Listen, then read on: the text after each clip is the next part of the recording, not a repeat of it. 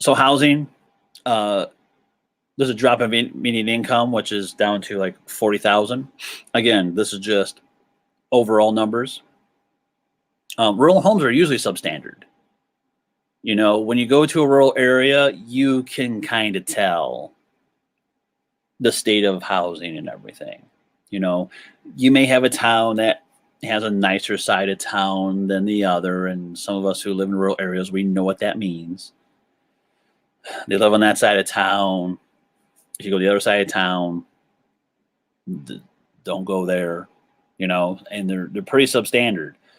And by substandard, they're usually homes who've been around for a while, haven't been maintained over time.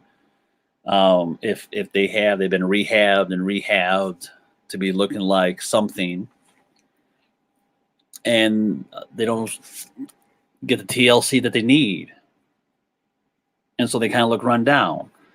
The roof might look caved in a little bit. Siding just looks a little bit off. The paint job may look a little off. You know, their windows maybe look a little. Don't know what's going on there. This is this. So when you go to a rural town, we've seen this, and we've seen, you know, comedy films and satirical films kind of poke fun at rural areas as such and everything. Even shows like Trailer Park Boys, you know, kind of poke fun at substandard housing. You know, that's mainly a trailer park, but even then, that gets fun at. You know, many of these homes are owned by banks or development companies, which leads to a houseless problem. And some of these banks, like in my town, there are at least, what's the last number I saw? 30 homes in my town are owned by a bank in Chicago. So why does a Chicago bank have any business owning a home in my little town? That is 30 homes not available for folks to utilize.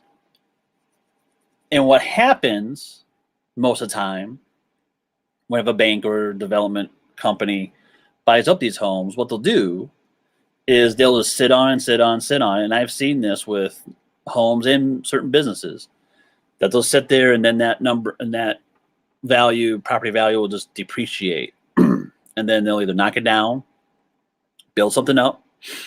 This is where gentrification comes into play. And then they'll do a whole new, make it look nice, raise that property value.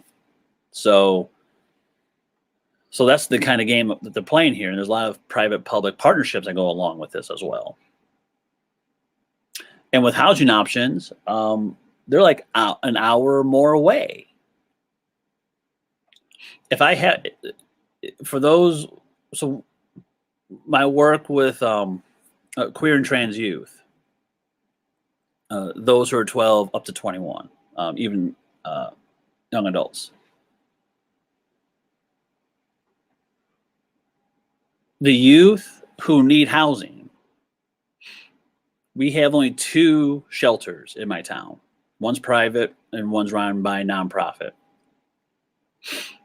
Neither of them will take adolescents.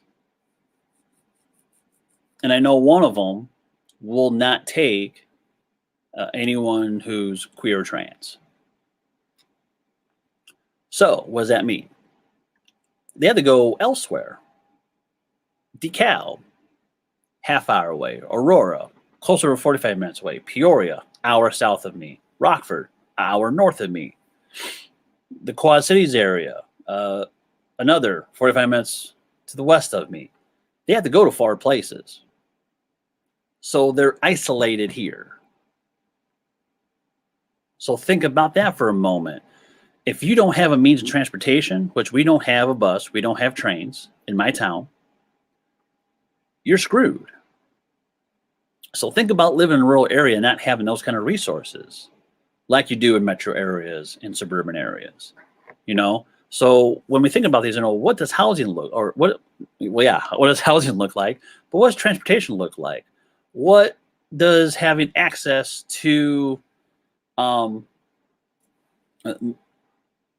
basic needs, the house, the shelter, transportation, what does all that mean if we're thinking about organizing in rural areas?